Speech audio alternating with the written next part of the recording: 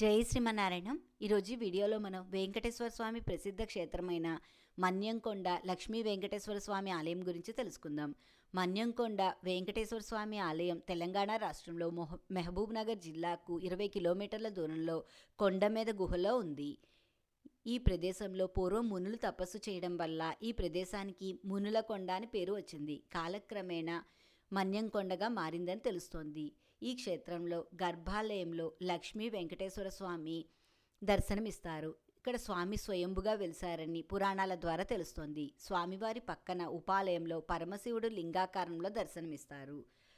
అందుచేత ఈ క్షేత్రాన్ని హరిహర క్షేత్రం అని అంటారు. ఈ క్షేత్రానికి సమీపంలో ఒక పుష్కరిణి కూడా ఉంటుంది.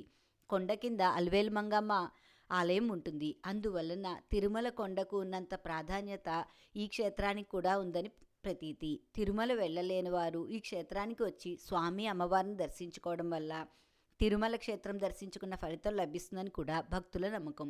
ఈ వీడియో మీకు నచ్చితే నా వీడియోని షేర్ చేయండి, లైక్ చేయండి. ఇలాంటి ఆధ్యాత్మిక వీడియోలు చూడాలంటే దయచేసి నా ఛానల్ని సబ్స్క్రైబ్ చేయండి. ఈశ్వరి గుడిమెట్ల. జై శ్రీమన్నారాయణ.